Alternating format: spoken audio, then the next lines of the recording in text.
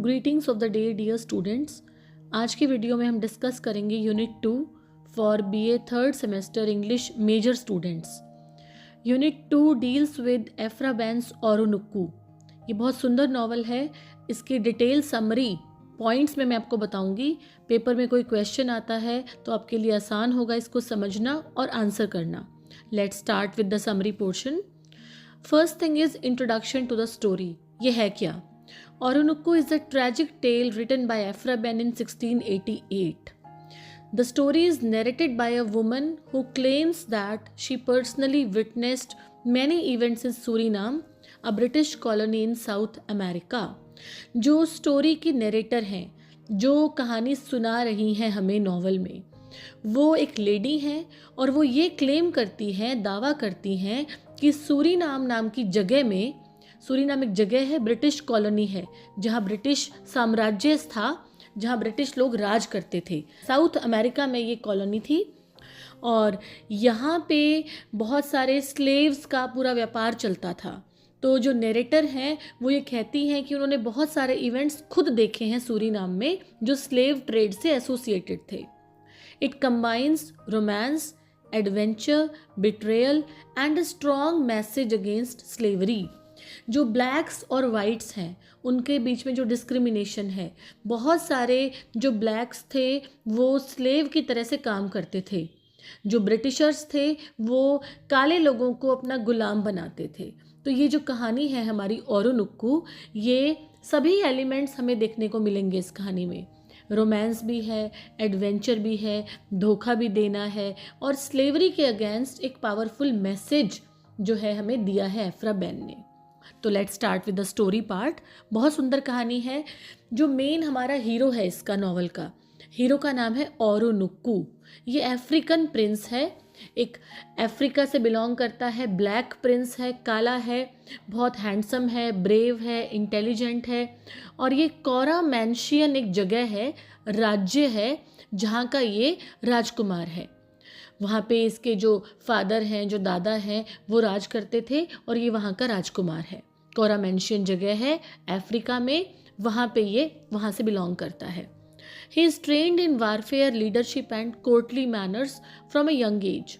बहुत छोटी एज से ही बहुत निपुण है युद्ध कला में, लीडरशिप में, और बहुत अच्छे मैनर्स हैं इसके। बहुत बड़ा एक वॉरियर है, बहुत बड़ा सैनिक है, बहुत बढ़िया युद्ध कला में निपुण है ये, और फ्यूचर का राजा है ये। बहुत लोग इसकी आदर करते हैं, इज्जत करते हैं। अब ये जो ओरोनुक्कू है, इसको ट्रेनिंग जो दी थी ना, वो दी थी एक जनरल थे, और ये जो जनरल हैं ये इमोइंडा के फादर हैं। और एक लड़ाई में जो ये जनरल हैं जिन्होंने इसको सारा ट्रेन किया था युद्ध के लिए, इनकी जो है ये ओरोनुक्कू के सामने आ जाते हैं इसको बचाने के लिए, और तीर अपने ऊपर ले लेते हैं ये। और जो जनरल है ही डाइज, ये मर जाते हैं। और जो जनरल मरा है ये किसका फादर है? इमोइंडा का। इमोइंडा हमारी हीरोइन है इसकी नॉवल की।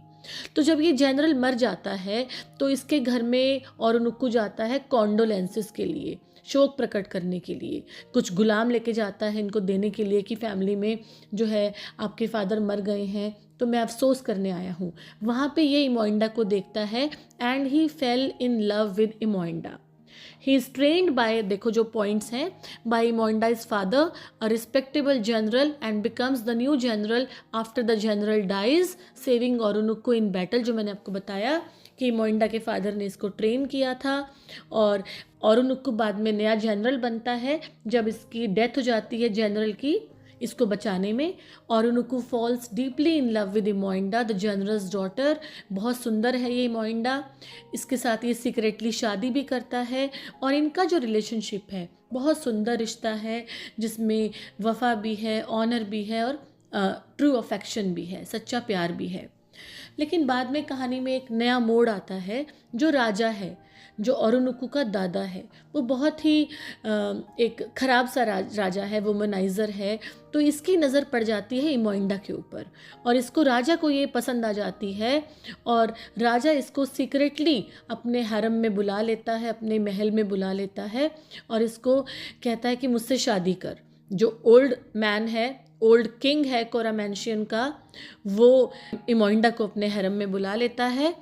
लेकिन वहाँ पे औरनुकु का फ्रेंड भी था, अबॉन नाम का, और राजा की एक बूढ़ी रानी भी थी जो पुरानी रानी थी, ओल्डर वाइफ ओनाहल नाम की। इन दोनों की मदद से औरनुकु इमोइंडा से मिलता है, उसके साथ पूरी रात स्पेंड करता है। अब बूढ़े राजा को पता लग जाता है, दादा को, कि औरनुकु जो है इमोइंडा के पास गया था रात को।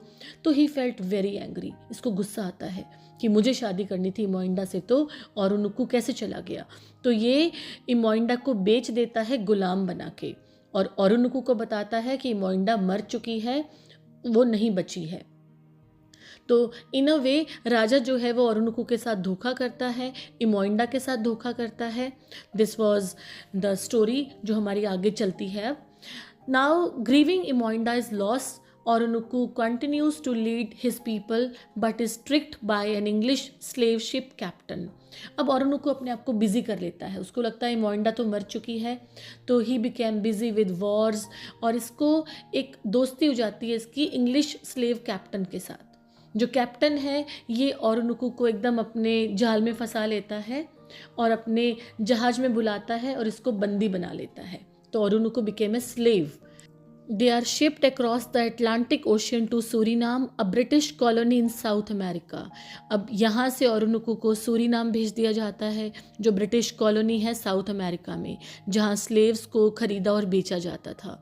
इन Surinam the English colonists give Oroonoko the name Caesar, और यहाँ औरनुकु का नाम भी बदल दिया जाता है, उसको सीजर नाम से बुलाया जाता है। Although they treat him with some respect, they refuse to give him freedom.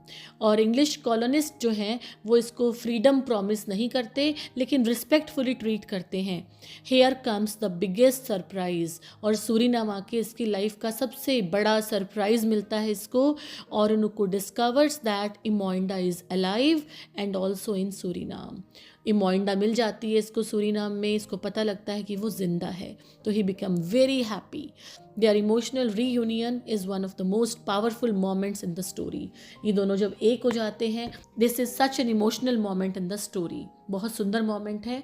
और यहाँ पे जो नेरेटर हैं हमारी, जो कहानी सुना रही हैं, वो फ्रेंड्स बन जाती हैं औरनुकु और इमोइंडा की, और इन दोनों को बहुत पसंद करती हैं ये।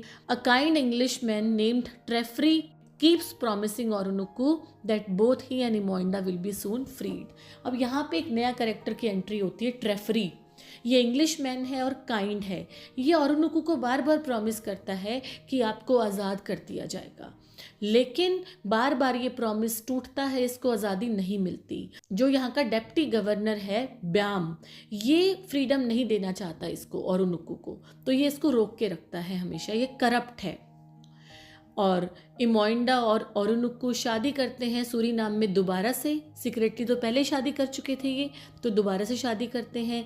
इमोइंडा प्रेग्नेंट हो जाती है और वो सपने बुनने लगते हैं कि they will soon be going back to Africa, तो वहाँ पे इनका अच्छा परिवार होगा, खुशियाँ होंगी।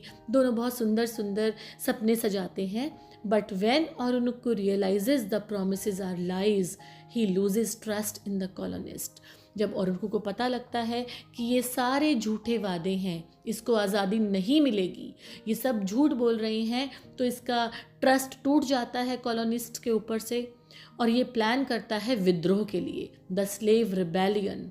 औरनुकु गैदर्स अराउंड 150 एनस्लेव्ड पीपल। ये 150 लोगों को, गुलामों को इकट्ठा करता है, उनको मोटिवेट करता है कि we should all fight for our freedom.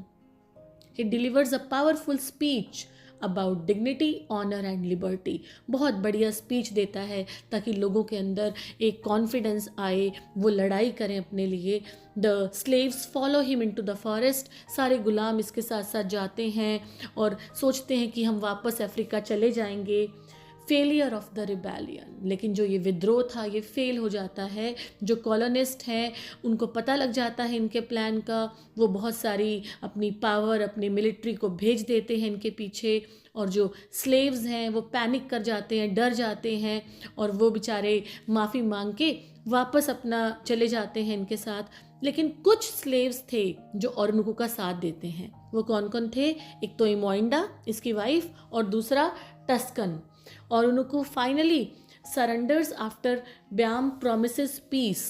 अब औरनुकू को लगता है कि 2 ही लोग बचे हैं, तो अब ये अकेला पड़ जाता है इन अ वे। तो इसको लगता है कि अब जो है मैं सरेंडर कर दूंगा। जब जो ये ब्याम है, जो करप्ट ऑफिसर था, ये बोलता है कि शांति के साथ हम आपको ले चलेंगे, लेकिन दिस वॉज अनदर ट्रैप। फिर से धोखा होता है औरनुकू के साथ। औरनुकू is tortured.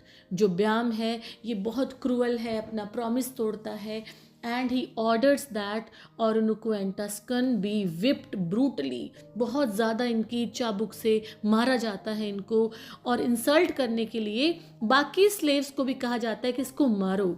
Paper is rubbed into Oroonoko's wounds. इसके जो जख्म हैं उनके अंदर मिर्च लगाई जाती है। This moment destroys Oroonoko's last bit of trust in the colonist. Oroonoko का सारा जो ट्रस्ट था कॉलोनिस्ट पे वो हट जाता है, कुछ नहीं बचता। Oroonoko's desperation and deadly decision. After recovering Oroonoko realizes he will never truly be free. अब औरनुकू को रियलाइजेशन होता है, वो महसूस करता है कि वो हमेशा गुलाम ही रहेगा, यहाँ से भागना उसके लिए नामुमकिन है। He fears that after his death Imoinda and their unborn child will face severe abuse from the colonist. उसको लगता है कि इमोइंडा और उसका जो बच्चा है जो उसके पेट में पल रहा है, अगर वो यहाँ पैदा हुआ तो इमोइंडा और उसका बच्चा दोनों ही गुलाम बनकर रहेंगे।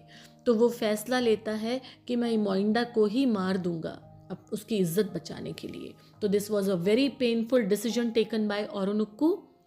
औरनुकू takes Imoinda into the forest and explains his plan. अब वो अपनी वाइफ को, इमोइंडा को अपना प्लान बताता है कि he wants to kill her. Shockingly Imoinda accepts it. Imoinda मान जाती है कि वो उसका पति है, उससे प्यार करता है, तो उसने ठीक ही सोचा होगा। And she chooses honourable death over A life of slavery. वो कहती कि मुझे मार दो बजाय कि मैं गुलाम बनकर रहूं।